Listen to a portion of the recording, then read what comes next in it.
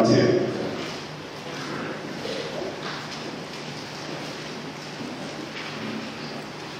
Luc 19, verset 28 à 41. J'attends que les pages cessent de tourner, vous notez. Je vais vous faire la lecture. Luc 19, verset 28 à 41. Les pages tournent encore. J'attends que tout le monde soit à la bonne page. Et je vous fais la lecture. C'est bon pour tout le monde? Bien. Luc chapitre 19. Je lis à partir du verset 28. Après avoir ainsi parlé, Jésus marcha devant la foule pour monter à Jérusalem. Lorsqu'il approcha de Bethphagée et de Béthanie, vers la montagne appelée montagne des Oliviers, Jésus envoya 2 de ses disciples en disant: allez au village qui est en face. Quand vous y serez à entrer, vous trouverez un anneau attaché, sur lequel aucun homme ne s'est jamais assis. Détachez-le et amenez-le. Si quelqu'un vous demande: pourquoi le détachez-vous? Vous lui répondrez: le Seigneur en a besoin. Ceux qui étaient envoyés allèrent et trouvèrent les choses comme Jésus leur avait dit. Comme ils détachaient l'anneau, ses maîtres leur dirent: pourquoi détachez-vous l'anneau? Ils répondirent: le Seigneur en a besoin. Et ils amenèrent à Jésus l'anneau, sur lequel ils jetèrent leurs vêtements et firent monter Jésus. Quand il fut en marche, les gens étendirent leurs vêtements sur le chemin. Et lorsque déjà il approchait de Jérusalem vers la descente de la montagne des Oliviers, toute la multitude des disciples, saisis de joie, tous se mit à louer Dieu à haute voix pour tous les miracles qu'il avait vus. Il disait: Hosanna, béni soit le roi qui vient au nom du Seigneur. Paix dans le ciel et gloire dans les lieux très hauts. Quelques pharisiens du milieu de la foule dirent à Jésus: Maître, reprends tes disciples. Et il répondit: je vous le dis, s'ils se taisaient, les pierres crieront. Comme il approchait de la ville, Jésus, en la voyant, pleura sur elle. Verset 42, il dit: si toi aussi, au moins en ce jour qui t'est donné, tu connaissais les choses qui appartiennent à ta paix, mais maintenant elles sont cachées à tes yeux. Il viendra sur toi des jours où tes ennemis t'environneront de tranchées, t'enfermeront et te serreront de toutes parts. Ils te détruiront, toi et tes enfants, au milieu de toi, et ils ne laisseront pas en toi pierre sur pierre, parce que tu n'as pas connu le temps où tu as été visité. Amen. J'ai finalement lu jusqu'au verset 44. Que le Seigneur bénisse sa parole. Amen. Nous allons prier pour ce moment. Notre Père et notre Dieu, nous te bénissons. Gloire à toi parce que ta parole est la vérité. Amen. Et ce matin, tu nous fais grâce, tu nous fais l'honneur, Papa, de nous conduire dans toute la vérité de ta parole. Amen. Esprit de Dieu, prends toute la place. Et que toute la gloire revienne à toi. Que ton onction et ta présence qui est déjà réelle au milieu de nous, Papa, éclaire notre homme intérieur, afin que nous puissions comprendre quelle est ta volonté pour nous en ce jour. Amen. Papa, nous te bénissons et te donnons toute la gloire. Sois béni, sois exalté. Au nom de Jésus. Amen. Amen. Une fois encore, nous bénissons le nom de notre Dieu. Amen. Amen. Le mardi dernier, nous étions en cellule à Noisy-le-Grand Et le Seigneur a commencé par nous dire quelque chose. Et ce matin, je vais juste continuer à approfondir ce que le Seigneur a commencé par nous dire en cellule le mardi dernier. Amen. Amen. Nous venons de lire un passage. Et dans ce passage, le personnage principal est un animal. Amen. Et ce personnage s'appelle Anne. Amen. Anne avec un accent circonflexe sur le A et un seul A. Elle. Amen. Nous ne rappellerons jamais assez le plan de ton Dieu, le plan de mon Dieu pour la vie de son Église pendant cette année 2020. Notre Dieu nous a dit qu'il est prêt à faire des choses que toi et moi, nous n'avons jamais entendues, des choses que nous n'avons jamais vues. Il est prêt à les accomplir au milieu de nous. Notre Dieu nous a clairement dit qu'il veut rebâtir son Église. Il veut rebâtir ta vie, il veut rebâtir ma vie, et il veut donner gloire à son nom au milieu de son peuple. Et depuis que l'année a commencé, notre Dieu est en train de poser des fondements. Il pose des pierres tous les jours, des pierres sur lesquelles il va nous bâtir, toi et moi, afin que la gloire de la maison qu'il est en train de bâtir, cette gloire soit une gloire inouïe, une gloire qui soit inégalable dans notre vie. Amen. Il veut que notre vie future n'ait rien à voir avec la triste vie du passé que toi et moi nous avons eu. Amen. Et ce matin, Dieu veut encore continuer dans cette même lancée. Nous sommes à quelques jours de la mort, de la crucifixion de notre Seigneur Jésus-Christ. Il est venu, il savait, il était conscient de sa mission. Il est venu, il a parcouru les villages, il a parcouru les villes, il a annoncé la parole de Dieu et il a guéri les malades, il a chassé les démons, il a accompli de grandes choses dans la vie du peuple d'Israël. Amen. Amen. Mais à un moment donné, la parole de Dieu nous dit que Jésus a appelé les 12 disciples auprès de sa personne.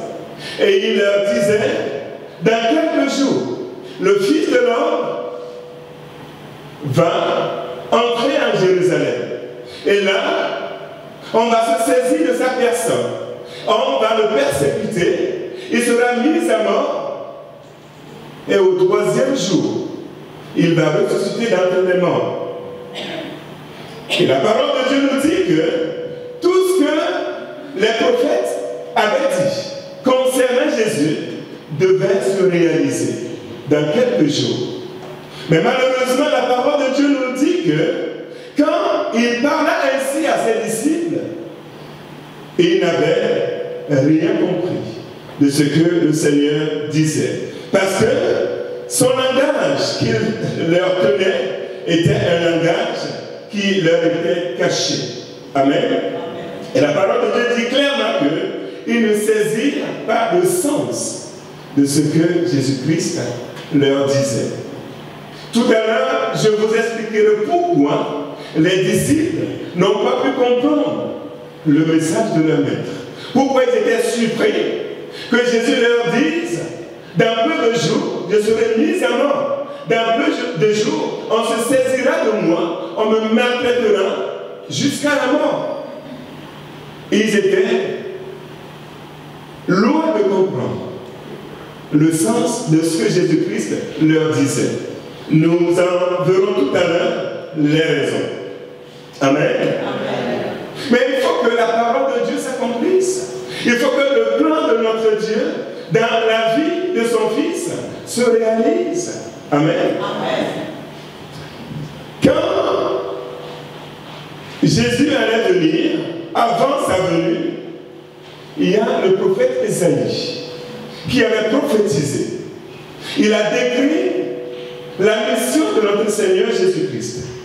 Ésaïe, je vais rapidement vous lire ce que Dieu a dit par la bouche de serviteur Ésaïe, parlant bien sûr de notre Seigneur Jésus-Christ. Il dit, c'est le rejeton que j'ai planté, l'œuvre de ma main, pour servir à ma gloire. Le plus petit deviendra un millier, et le moindre une nation puissante. Moi, l'Éternel, je hâterai ces choses en leur temps. L'Esprit du Seigneur, l'Éternel, est sur moi, car l'Éternel m'a oint pour porter de bonnes nouvelles aux malheureux. Il m'a envoyé pour guérir ceux qui ont le cœur brisé, pour proclamer aux captifs la liberté et aux prisonniers la délivrance, pour publier une année de grâce de l'Éternel et un jour de vengeance de notre Dieu, pour consoler tous les affligés, pour accorder aux affligés de Sion, pour leur donner un diadème au lieu de la cendre, une huile de joie au lieu du deuil, un vêtement de louange au lieu d'un esprit abattu, afin qu'on les appelle les térébintes de la justice, une plantation de l'Éternel pour servir à sa gloire. Ils rebâtiront sur d'anciennes rues, ils relèveront d'antiques décombres, ils renouvelleront des villes ravagées, dévastées depuis longtemps. Des étrangers seront là et feront paître votre peau. Des fils de l'étranger seront vos laboureurs et vos vignerons. Mais vous, on vous appellera sacrificateur de l'Éternel. Amen. Ça, c'est une belle prophétie qui a été donnée au sujet de la personne de notre Seigneur Jésus-Christ. Amen. Et cette prophétie décrivait la mission et le ministère de notre Seigneur Jésus-Christ bien avant qu'il vienne sur terre.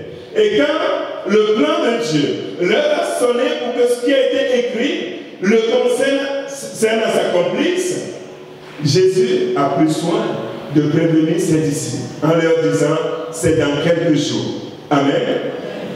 Et quand le moment s'approchait, la parole de Dieu nous dit que Jésus s'est adressé à ses disciples. Il leur dit, allez dans le village qui est en face. Et quand vous serez entrés dans ce village, vous trouverez un animal. Vous trouverez un anneau qui est attaché. Détachez-le et amenez-le loin. Mais attention, quand vous serez en train de le détacher, si quelqu'un vous demande pourquoi le détachez-vous, dites à cette personne, le maître en a besoin. Alléluia. Et la parole de Dieu nous dit que les disciples allaient et trouvaient les choses telles que leur maître Jésus le leur avait dit. Effectivement, quand ils étaient en train de détacher l'anneau, les propriétaires ont demandé, que faites-vous? Pourquoi détachez-vous l'anneau? Et les disciples, tout simplement, ils ont répondu, parce que le maître en a besoin. Et les soi-disant propriétaires ont laissé faire et l'anneau est parti.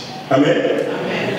Quand les disciples ont ramené l'anneau à leur maître, la parole de Dieu nous dit qu'ils ont jeté leurs vêtements sur l'anneau et ils ont fait monter Jésus-Christ là-dessus.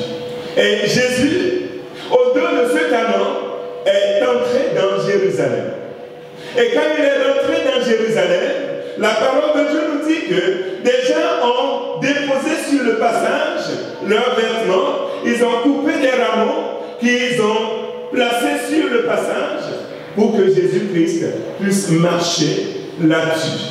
Et il y avait une grande foule de disciples qui criaient Hosanna au Fils du Dieu très haut, paix sur la terre. Alléluia. C'était ce que la Bible appelle l'entrée triomphale de notre Seigneur Jésus-Christ dans la ville de Jérusalem. Dieu veut rebâtir son Église. Il veut rebâtir ta vie. Il veut rebâtir ma vie. Il veut que toi et moi, nous puissions reconstruire sur d'anciennes rues. Amen. Et ce matin, Dieu a un plan particulier pour ta vie. Il veut que toi et moi, nous nous identifions à cet anneau qui était attaché dans ce village. Amen. Nous devons nous identifier à cet animal qui était attaché. Tout à l'heure, nous allons décrire les conditions de cet animal. Dans un premier temps, toi et moi, nous allons nous identifier à cet animal. Et dans un deuxième temps, nous allons toujours nous identifier à cet animal, mais après que Jésus l'ait visité. Amen. Après que Jésus ait travaillé dans la vie de cet animal, ce qu'il est devenu, nous allons nous identifier également à sa dernière condition. Et plus tard, Jésus avait une mission. Et à la fin du passage, il a parlé de façon subtile de cette mission. Et nous allons terminer en découvrant la mission de notre Seigneur Jésus-Christ pour toi et pour moi, pour son Église. Amen. Je vous disais tout à l'heure que le personnage principal pour moi de ce passage est un animal. C'est un âne. Amen. Et nous allons voir les caractéristiques de cet animal. Amen. L'âne ou un ânon, on l'appelle aussi un baudet. Il y en a qui l'appellent aussi un bourricot. Ce sont des expressions que vous connaissez. C'est un animal qui est caractérisé par sa petite taille déjà. Et il a des grandes oreilles. Petites de taille, mais avec de grandes oreilles. L'âne a servi de moyen de transport à une époque. On charge l'âne avec des charges lourdes. Et des fois, une fois chargé, le propriétaire ne peut même pas le monter. Donc il le tient et l'animal a sur son dos de lourdes charges. Si il n'est pas chargé, c'est son propriétaire qui le monte. Et on s'en sert comme moyen de transport. L'âne est considéré comme le moindre des animaux. Et vous êtes d'accord avec moi que l'usage qui est fait de cet animal n'est pas un usage noble.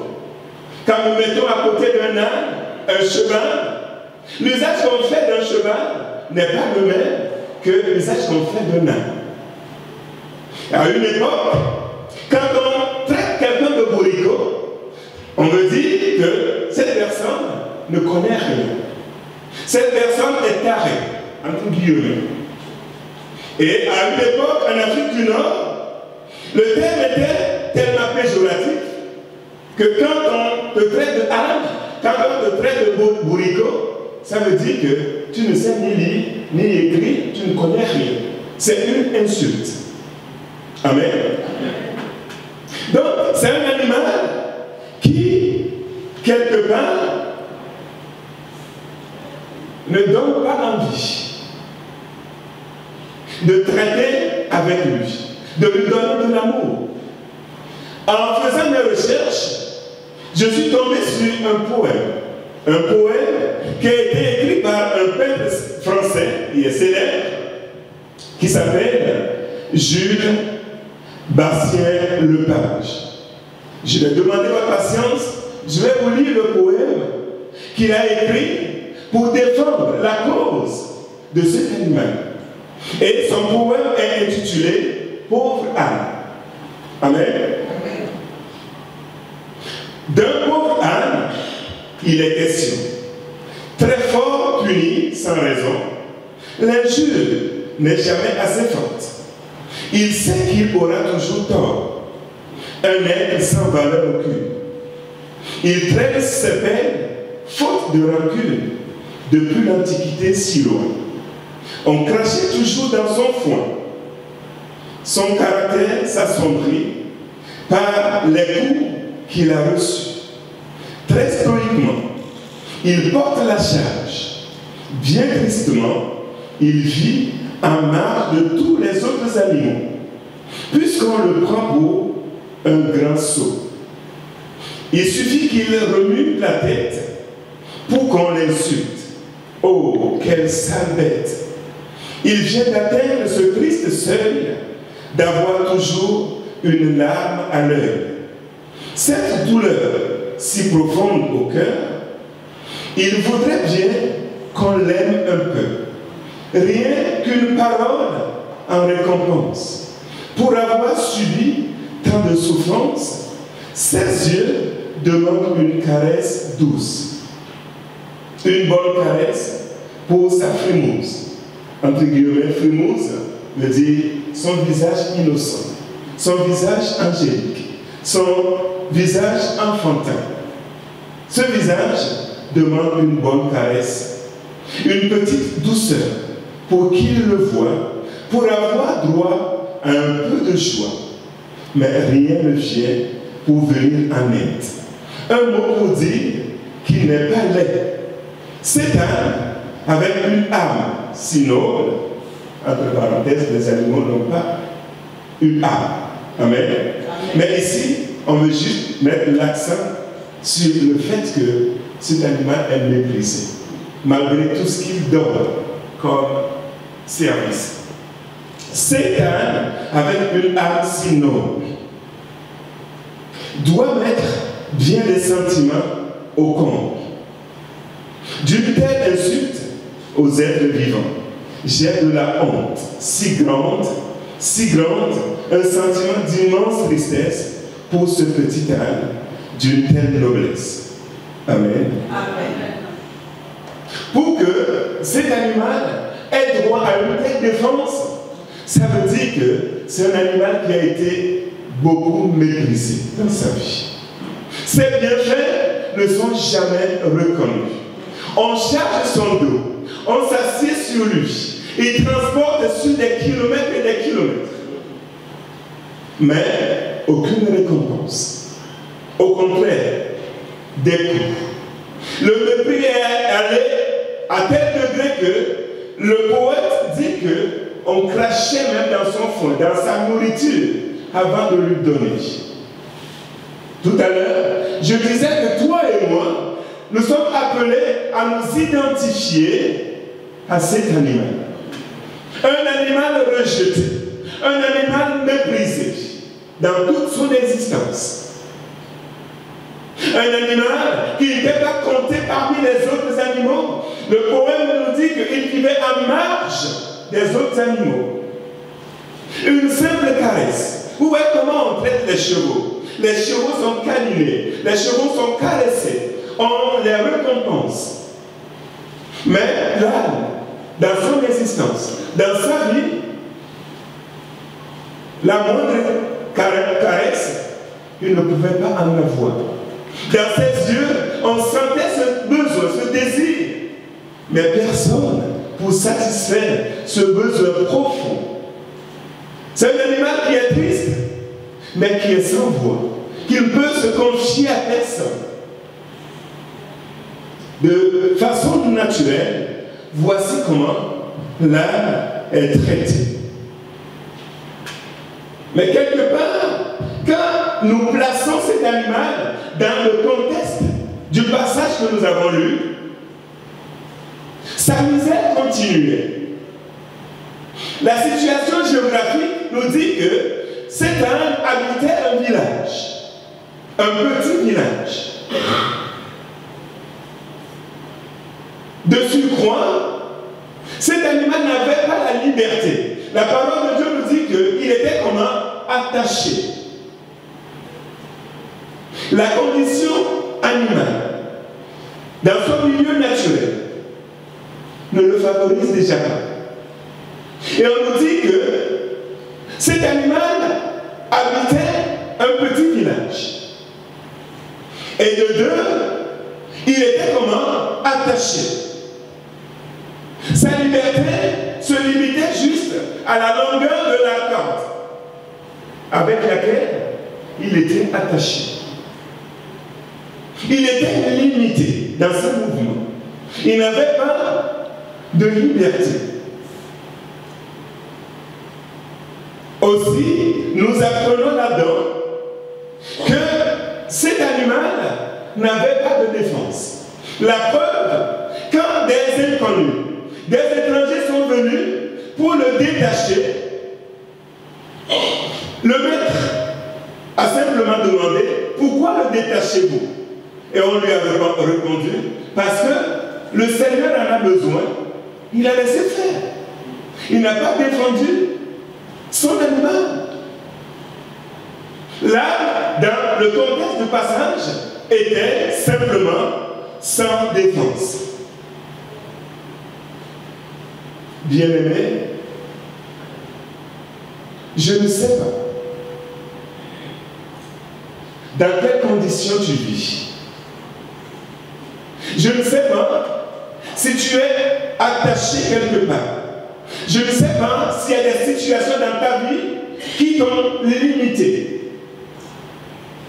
Je ne sais pas, peut-être qu'en remontant dans ta famille, il y a un certain nombre de malédictions qui te limitent aujourd'hui. Peut-être que tu veux avancer, mais il y a des cordes qui te retiennent. Tu ne peux pas avancer dans ta vie chrétienne. Tu es quelque part lié, limité quelque part. Peut-être que tu vis un rejet, comme l'âme dans sa condition animale. Il était mal aimé, ou pas aimé du tout. Il n'avait droit absolument à rien. Il n'avait pas droit à la parole. Il était exploité. On labourait son dos et il n'a droit absolument à rien en retour. Même pas une simple caresse. Peut-être que dans ta vie, au-dedans de toi, tu souffres amèrement. On te voit beau, belle, mais peut-être dans ton foyer, tu es torturé, tu es en train de souffrir. Dans ton fort intérieur, tu vis des moments difficiles. Peut-être que quelque part, dans ton corps, il y a une maladie qui te limite. Dans ton être, tu n'es pas libre. La nuit, tu ne peux pas dormir.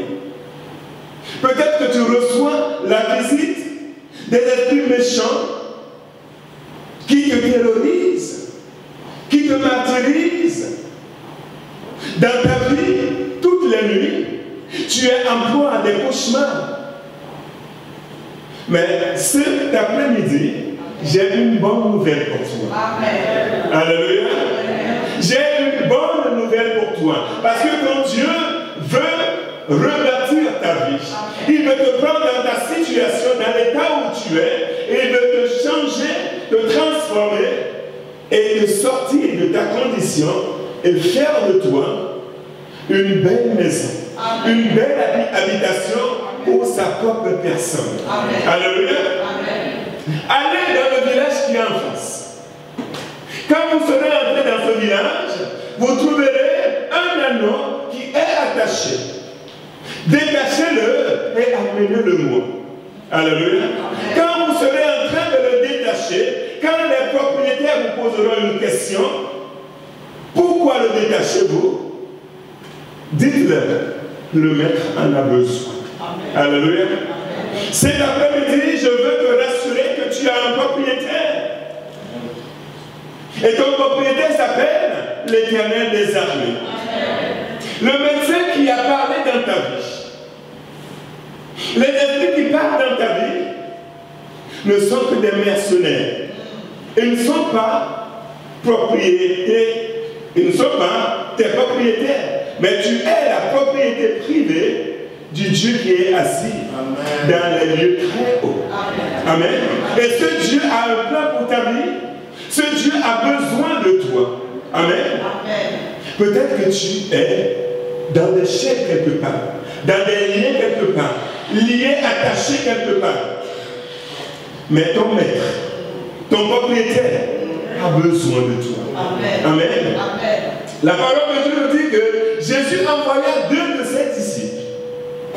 Et le vœu de mon cœur, c'est de faire détacher les anneaux, pour aller détacher les brebis qui sont encore dans des liens, encore dans des chaînes, et qui ont besoin de regagner la bergerie du Seigneur. J'aimerais que tu te joignes à moi en tant qu'envoyé pour que nous puissions aller sur le terrain pour aller détacher les brebis du Seigneur qui sont gardés captifs, gardés prisonniers par l'ennemi de leurs âmes. Alléluia. Allez dans le village qui est en face. Vous y trouverez un anneau qui est attaché, un anneau qui est limité, un anneau qui est privé de liberté. Détachez-le. C'est un ordre. Détachez-le et amenez-le-moi. Alléluia. Amen. Effectivement, quand ils sont allés, ils ont trouvé l'anneau privé de liberté. Cet animal lié, enchaîné, et qui était là. Et ils ont exécuté promptement l'ordre du maître. Et il y a quelque chose qui me surprend. Quand les propriétaires ont posé la question, ils ont interpellé ceux-là qui étaient en train de détacher leur animal. Que faites-vous là à détacher mon anneau? Et ils ont simplement répondu, le maître en a besoin. Alléluia. Ils ont répété l'ordre de mission que Jésus leur a donné. Dites-leur, le maître en a besoin. Bien-aimé, notre Père nous envoie. Amen. Et à nous, il dit, vous recevrez une puissance. Amen. Lorsque le Saint-Esprit surviendra sur vous, et vous deviendrez mes témoins. Allez, faites de toutes les nations des disciples. Annoncez-leur tout ce que je vous ai enseigné. Amen. Amen. Baptisez-les au nom du Père, du Fils et du Saint-Esprit. Voici les signes qui accompagneront tous ceux-là qui auront cru. En mon nom, ils chasseront les démons. En mon nom, ils imposeront leurs mains aux malades et ces derniers seront guéris. Alléluia. Dieu vous envoie et vous donne une mission, mais il vous confère tout de suite une parole d'autorité. Il vous donne son esprit pour pouvoir aller détacher tout ce qui est retenu captif par des chaînes, par des liens. Quand vous serez en train de détacher l'anneau, quand quelqu'un veut s'opposer à vous, dites-lui simplement que le maître en a besoin. Amen. Quand l'onction de Dieu, quand la paix de Dieu est sur ta vie, quand tu fais la volonté de ton Dieu, ce n'est pas la peine de faire du spectacle.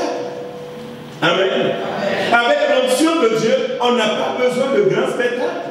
Mais nous avons besoin d'obéissance. Nous avons besoin de simplicité, car c'est le Seigneur lui-même, travaillant avec ses enfants, travaillant avec ses servantes et ses serviteurs, c'est lui-même qui confirme sa parole dans les cœurs et dans les vies. On n'a pas besoin de faire des spectacles, on n'a pas besoin d'artifices pour que des gens croient. Mais nous avons simplement besoin de nous soumettre sous l'autorité de celui-là qui nous a envoyés. Nous avons besoin d'être simples et humbles. Et l'Esprit de Dieu agit, transforme les cœurs et les vies. Les disciples ont été très simples et factuels. Amen. Amen. Le maître en a besoin. Ils se sont arrêtés là. Ils n'ont rien ajouté. Parce que c'est l'ordre qu'ils avaient reçu. Allez détacher. Et quand quelqu'un veut s'opposer, dites à cette personne, le maître en a besoin. Amen.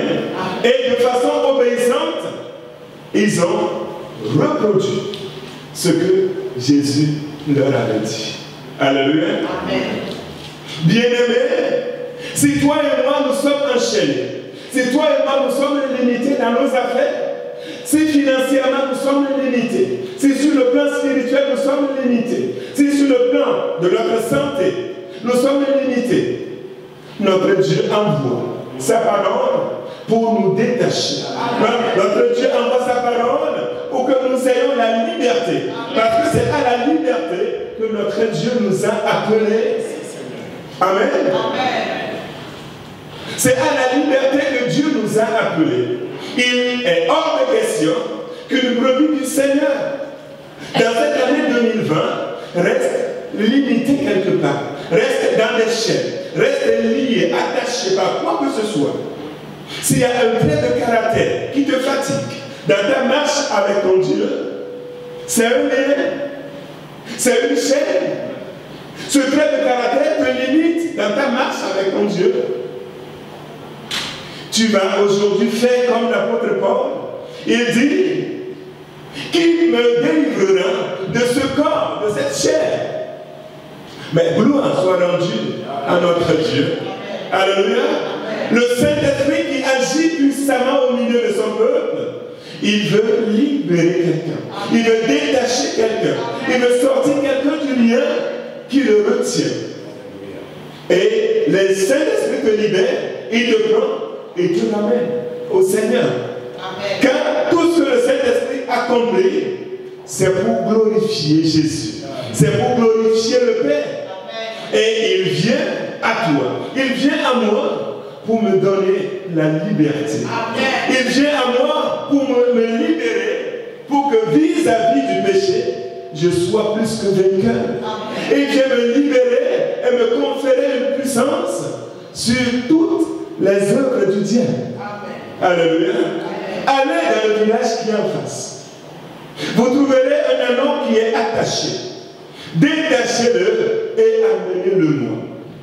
Amen. Amen. La parole de Dieu nous dit que quand les disciples sont allés, ils ont trouvé les choses telles que Jésus le leur avait annoncé.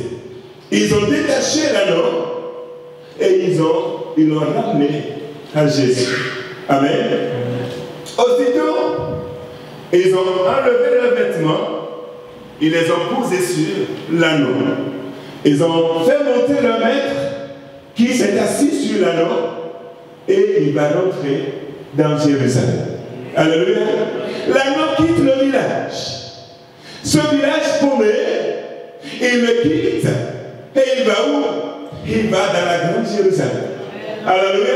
Il va dans la grande ville, il va dans la capitale. On vient de le sortir de ses chaînes, de ses liens, de son village et on veut l'introduire dans le village, dans la ville plutôt. Alléluia. Amen.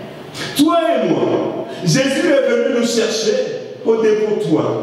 Il est venu nous prendre dans la boue du péché. Il nous a lavés avec son propre sang. Et la parole de Dieu nous dit que, après nous avoir lavés et armés, il nous prend et nous fait asseoir à la même table que les nôtres. Il nous fait asseoir au milieu des grands. Alléluia. C'est ce que l'Esprit de Dieu fait dans ta vie. C'est ce qu'il fait dans ma vie. Toi et moi, nous étions auparavant étrangers à la vie éternelle. Nous étions esclaves du péché. Il y avait des choses qui nous dominaient. La loi du péché régnait dans notre vie. La loi de la mort régnait dans notre famille. Jusqu'à ce que nous ayons entendu la voix du Sauveur Jésus. Et quand nous venons à Jésus, quand nous laissons notre cœur être transformé par la puissance de la parole de Dieu, Jésus transforme notre vie.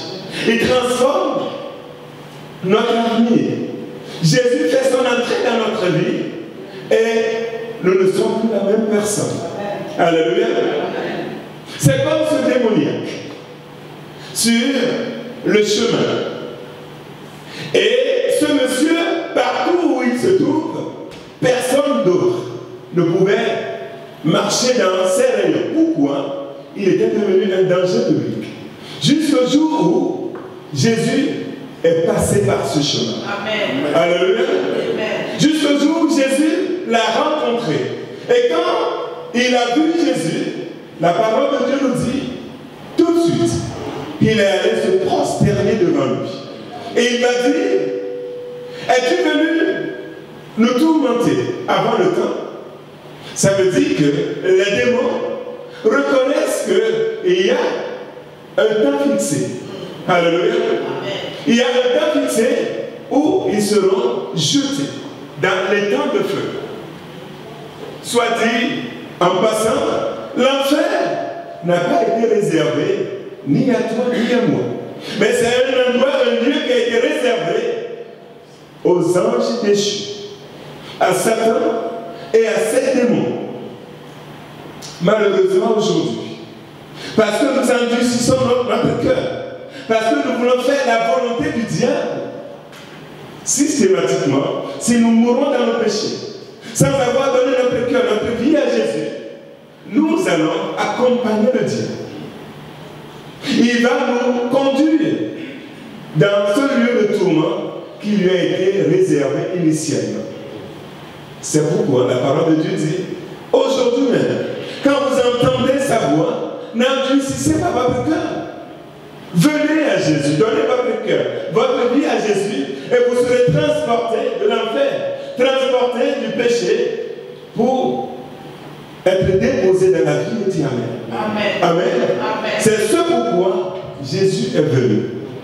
L'âme a été détaché du village. Et il a été transporté dans la capitale Jérusalem. Amen. Avec, sur son dos, le roi des rois. Amen. Alléluia. Amen. Il a été orné. On a déposé sur lui des vêtements. Il a été couvert. Et on a fait asseoir le roi de gloire sur son dos. Et il transportait le prince de gloire, le prince de la paix. Il est rentré dans Jérusalem. La parole de Dieu nous dit que cet âme qui était attaché dans son village, ses sabots ne marchaient même plus sur le sable. Alléluia. On a déposé, le sol était tapis de vêtements, de rameaux. Et il marchait dessus. Alléluia. Il y avait toute une foule rassemblée pour donner gloire à Jésus qui était transporté. Alléluia. Amen. Jésus veut anoblir la vie de quelqu'un. Alléluia. Dans ta famille, tu ne t'es pas considéré. Mais aujourd'hui, en Jésus-Christ, Jésus te donne une existence, un nom, une image, à cause de son nom que tu portes. Amen. Il veut te prendre, comme je venais de le dire, du fumier, de la boue. Il veut te laver, il veut te transformer et te placer au milieu des noms. Amen. Comme je l'ai dit ici une fois, quand la famille se réunit, tant que tu n'es pas là, ils ne vont pas trancher quoi que ce soit. Tant que tu n'as pas parlé, ils ne vont pas ouvrir leur réunion. Parce que en toi, Dieu a déposé quelque chose. Jésus a fait de toi une nouvelle créature. Amen. Jésus a transformé ta vie. Il a changé ton histoire. Amen. Et puisque ton Dieu a le dernier mot, tant que toi qui es sa servante, toi qui es son fils, tant que tu n'es pas là, la famille ne peut pas décider. Alors qu'il y a quelques années en arrière, tu étais rejeté. Tu étais lié quelque part. Personne ne te considérait. Mais Jésus a fait son entrée dans ta vie. Alléluia. Alléluia. La grâce de Dieu t'a visité. Le sang de Jésus a touché à ta vie et ta condition a changé.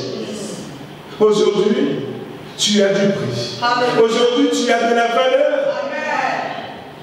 Aujourd'hui, tu es considéré.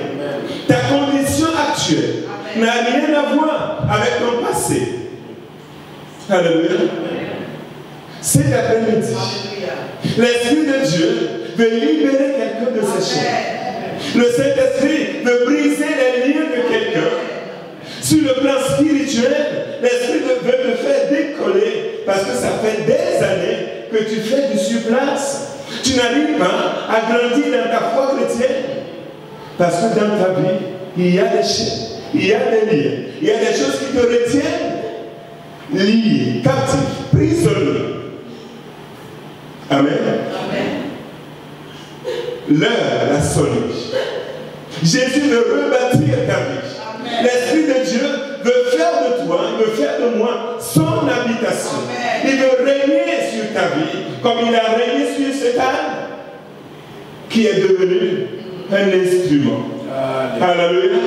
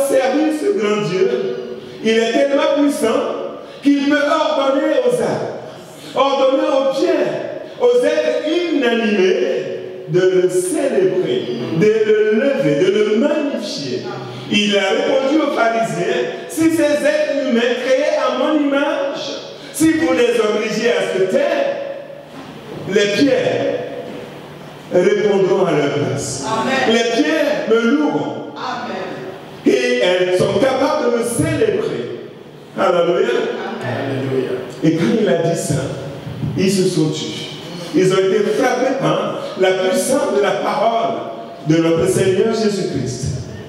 Alléluia. Et quand Jésus est entré en Jérusalem, la parole de Dieu nous dit que, voyant la ville, Jésus s'est mis à pleurer. Amen. Amen. Jésus pleura sur Jérusalem. Pourquoi? Tout à l'heure, je vous disais que quand il était en train d'annoncer à ses disciples que dans quelques jours, le Fils de l'homme va à Jérusalem et tout ce que les prophètes ont écrit à son sujet va s'accomplir dans sa vie. On va se saisir de sa personne. On va le flageller. On va le mettre à mort. Et le troisième jour, il va ressusciter. C'était dans un langage totalement caché. Les disciples n'ont rien compris à ce que le Seigneur leur disait. Et nous voyons Jésus plus tard, aux portes de Jérusalem, qui se met à pleurer sur la vie. Amen.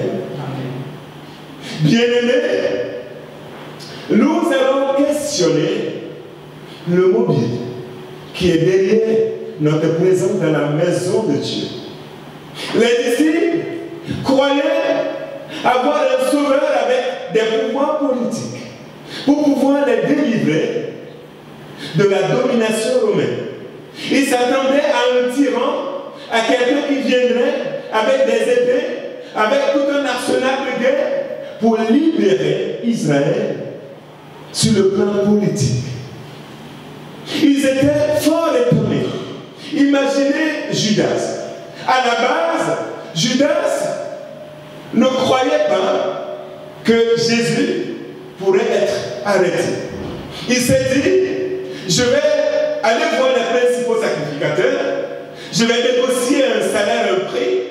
De toutes les façons, ils vont me donner l'argent, mais je connais Jésus, ils ne pourront jamais l'arrêter. Or, il fallait que ce qui est écrit concernant Jésus s'accomplisse. Alléluia. Et il s'est fait prendre à son propre piège. Judas a pris l'argent et sous ses yeux, Jésus a été arrêté. Il s'est dit, mince, je me suis fait avoir. Il n'a jamais cru que Jésus allait se faire arrêter. C'est pourquoi, quand Pierre a entendu, Jésus lui a dit, ils vont m'arrêter, je serai maltraité, ils me mettront à mort. Il a dit, Seigneur Jésus, que cette idée s'éloigne de toi. Et Jésus a compris tout de suite le mobile qui était derrière la tête des disciples. Ils suivaient le Seigneur, mais ils ne le connaissaient pas. Ils suivaient le Seigneur, mais leur cœur n'était pas sur la vie éternelle. La parole de Dieu nous dit que si c'est dans cette vie seulement que nous espérons en notre Seigneur Jésus, nous sommes les hommes et les femmes les plus malheureux de tous. Alléluia. Amen. Parce que nous ne servons pas le Seigneur pour du pain. Nous ne servons pas notre Dieu pour des biens matériels. Mais nous servons le Seigneur Jésus de tout notre cœur, de toute notre force, de toute notre âme. C'est pour pouvoir hériter la vie éternelle. Et pour que cette promesse soit réelle, il a fallu que Jésus-Christ passe par la croix. Et ça, les disciples ne le croyaient pas. Et c'est ce qui justifie le fait que quand Jésus a été arrêté, ils l'avaient tous abandonné. Parce qu'ils ne s'y attendaient pas. Pour eux, Jésus était venu pour libérer Israël de leurs ennemis et il va régner sur Israël pour toujours. Quel est ce sauveur qui vient et qui dit bientôt je serai mis à mort? Les disciples ne le croyaient pas. Et vous voyez le Messie, le sauveur, le prince de la paix, celui-là qui est venu pour ôter le péché du monde, assis sur un âne, en train de rentrer dans Jérusalem, et on ose lui dire de demander à ses disciples de se taire. Jésus, dans son fort intérieur, son âme était à l'agonie. Son âme était au sanglots, en train de sangloter au-dedans de sa personne. Quand la parole de Dieu nous dit que Jésus pleura, ce n'est pas le simple fait de verser des larmes, mais dans son fort intérieur, son cœur était brisé. Parce que ce pour qui il est venu, il est là en tant que le Seigneur des Seigneurs, mais Israël était aveuglé. Israël ne pouvait pas reconnaître le Messie. Le Messie qui était en train de visiter Jérusalem, de rentrer dans Jérusalem. Le cœur d'Israël était très loin. Et Jésus était ému jusqu'aux larmes. Dans la parole de Dieu, dans Matthieu 9, quand nous lisons à partir du verset 35, la parole de Dieu nous dit que Jésus a vu la foule rassemblée autour de sa personne. Et quand il a vu cette foule, Jésus était ému de compassion. Je vous lis le passage. Jésus parcourait toutes les villes et les villages, enseignant dans les synagogues, prêchant la bonne nouvelle du royaume et guérissant toute maladie et toute infirmité. Voyant la foule, il fut ému de compassion pour elle, parce qu'elle était languissante et abattue, comme des brebis qui n'ont point de berger. Alors, il va dire à ses disciples, la moisson est grande, mais il y a peu d'ouvriers. Priez donc le maître de la moisson d'envoyer des ouvriers dans son champ. Alléluia. Jésus fut ému de compassion quand il a vu la foule. La foule était fatiguée, la foule était languissante, comme des brebis qui n'ont pas de berger. Bien-aimé, Jésus a une mission pour son Église. Son cœur est toujours brisé. Son cœur continue de saigner pour des brebis qui errent de partout, comme n'ayant pas de berger. L'ennemi, le malin, l'ennemi de leur âme les traîne avec des cordes, les attache pour pouvoir les amener en enfer, pour pouvoir les amener à l'abattoir, pour en finir avec eux, pour qu'ils meurent dans le péché, pour mériter l'enfer. Peuple de Dieu, Jésus envoya ses disciples dans ce village à cause de l'âme qui était attachée. Cet après-midi, Jésus nous envoie pour que nous puissions aller détacher ces animaux, excusez-moi entre guillemets, ces brebis qui sont encore dans des liens, dans des chaînes. Que la compassion qui a ému le cœur de Jésus, que cette compassion se saisit de ton cœur en ce moment, afin que tu portes le fardeau des âmes perdues. Jésus était ému jusqu'aux larmes.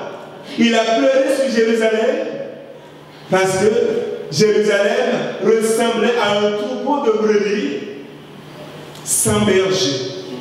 Un troupeau de brebis languissant, fatigué, chargé de péché. Au même moment, ils ont en face d'eux le Sauveur, le Messie, mais il était méconnu. Personne ne l'a reconnu. Et au-dedans de sa personne, Jésus était ému jusqu'au larmes. Que le Saint-Esprit te communique. Amen. Cette compassion des âmes perdues, amen, cette passion des âmes perdues, afin que tous les jours de ta vie, tous les matins, avant de sortir de chez toi, tu plies le genou, tu portes le fardeau devant le trône de l'Éternel des armées, afin qu'il mette sur ton passage ceux-là qui ont besoin du salut. Jésus pleura sur Jérusalem. Et son cœur continue de saigner. Il est toujours à l'agonie. Pourquoi? Parce que le sang versé au calvaire, toutes les souffrances qu'il a endurées, les flagellations, on a craché sur sa personne. Il a été avili. Et sa tête, on a enfoncé une couronne d'épines sur la tête de ce Jésus. Il a été traîné comme une brebis qu'on met dans l'abattoir. Il n'avait point ouvert la bouche. Tout cela, à cause de tes péchés, à cause de mes péchés. Aujourd'hui, gloire à Dieu, toi et moi, nous sommes appelés enfants de Dieu. Et nous le sommes. Amen. Alléluia. Amen. Mais à l'extérieur, il y a encore des brebis qui ne sont pas encore dans la bergerie. Et à cause de ces brebis, le cœur de ton Sauveur continue de saigner. Jésus est toujours ému jusqu'au larmes à cause de ces âmes qui meurent dans leur péché tous les jours. Jésus envoya ses disciples. Veux-tu faire partie des envoyés cet après-midi? Tu ne dois pas t'inquiéter. Parce que Jésus a dit, si vous rencontrez de l'opposition, si vous allez, s'il y a des gens qui viennent vous poser des questions, dites-leur simplement, le Maître en a besoin. Amen. Alléluia. Amen. Vous recevrez une puissance. Amen. Lorsque le Saint-Esprit viendra sur vous, et vous deviendrez mes témoins. Jésus a besoin de toi. Amen. Il a besoin de moi. Il appelle des ouvriers dans sa moisson. Veux-tu en faire partie? Car la moisson est grande.